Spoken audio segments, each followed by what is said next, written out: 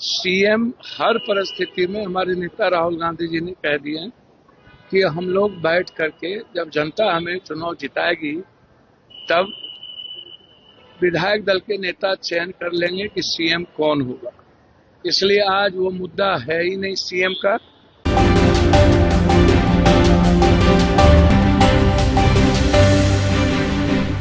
नमस्कार, आप देख रहे हैं रब्सी लाइव न्यूज। देखिए, बिहार में बस 1 महीने बचे हैं, चुनाव के तारीखों का भी ऐलान हो चुका है और ऐसे में महागठबंधन की ओर से डिप्टी सीएम बनने को लेकर कई दफा मुकेश सहनी सामने आते हैं। ऐसे में अब पूर्णिया से निर्दलीय सांसद पप्पू यादव ने इसे क्लियर कर दिया है और कहते नजर आए, जब तक चुनाव नहीं होती है तब तक डिप्टी सीएम के चेहरे निष्पक्ष नहीं हो सकते हैं। तो चलिए सबसे पहले सुनाते हैं पप्पू यादव के इस पूरी बयान को। घूस देके पब्लिक, बिहार की पब्लिक को आप घूस देके वोट लेना चाहते हैं। बस में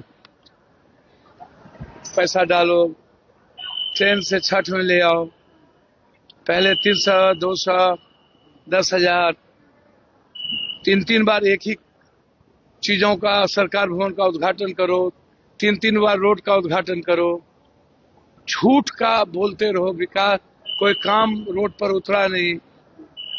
और ये तो पता ही था, अंडरस्टूड था। बीजेपी हर चीज तय करती है कब तक सीएम पीएम उनकी सरकार का क्या होना है और उसके बाद फिर तय होना है। छठ के बाद कब चुनाव होना है। तो अब भैया, अब जान ही रहे 69 लाख लगभग एसआईआर का जो मुद्दा है 7 तारीख को सुप्रीम कोर्ट में है। हम लोग की लड़ाई वहां भी है, तो कोई चीज छुपी तो है नहीं आपको। इसलिए चुनाव आयोग का तो कोई मतलब नहीं है ना, ये तो एजेंडा ही सब कुछ बीजेपी तय करती है। कब तक पब्लिक के साथ हमको झूठ बोलना है, कब तक पब्लिक को हमें पूरे देश में जिस तरीके से फरेब झूठ बोल करके लोगों का वोट इधर से उधर करते रहे, बिहार में भी करना है तो वो तो यहाँ चलेगा नहीं।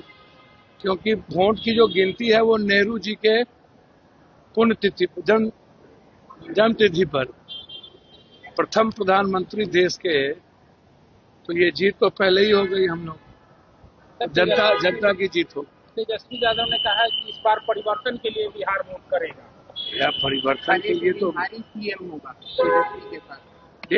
हर एक बिहारी सीएम भैया, मुझको तो समझ में नहीं आता है।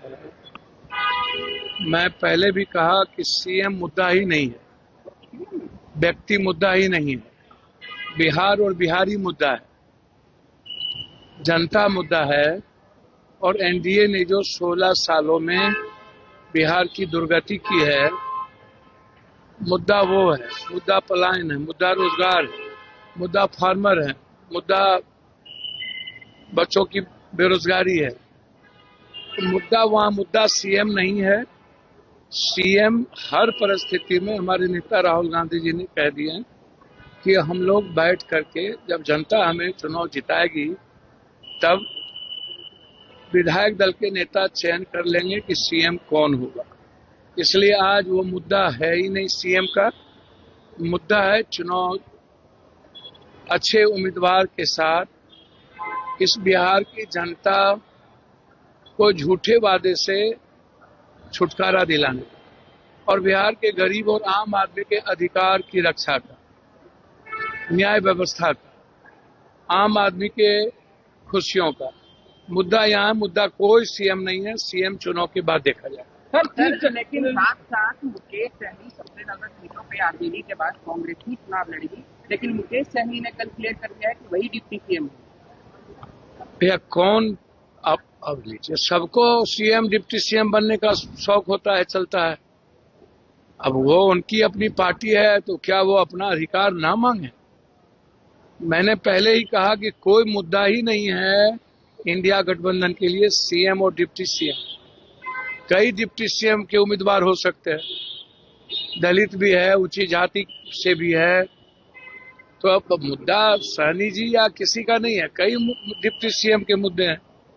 दलित से भी डिप्टी सीएम है, ऊंची जात से भी डिप्टी सीएम हो सकते हैं, ओबीसी से भी हो सकते हैं। तो ऐसा मुद्दा कोई पर्टिकुलर, उनको राइट है और उनकी बातों को मैं कोई गलत नहीं ठहराता हूं। हर आदमी की इच्छा होती है सीएम डिप्टी सीएम बनने का, यह मुद्दा चुनाव के बाद होगा, चुनाव के पहले नहीं। सर सुप्रीम कोर्ट में चीफ जस्टिस ऑफ इंडिया के ऊपर चप्पल उछाला गया है, कैसे देखते हैं? देखिए, मैं आपको पहले ही कहा, जब कभी न्याय मजबूत होती है और दलित, एसटी, एससी, ईबीसी के लोग न्यायिक व्यवस्था पर बैठते हैं और लोकतांत्रिक मूल्यों की रक्षा के लिए संविधान को मजबूत करते हैं, तो मनुवादी व्यवस्था के लोग इसी तरह का व्यवहार करता है। इन्हें नहीं लगता है अच्छा कि जब कोई न्याय व्यवस्था हो और लोकतांत्रिक मूल्यों में संविधान को मजबूत करने वाला कोई भी प्रक्रिया। तो सुना आपने, पप्पू यादव ने कह दिया कि चुनाव खत्म होते ही क्लियर होगा कि महागठबंधन से सरकार बनती है तो डिप्टी सीएम के चेहरे कौन होते हैं।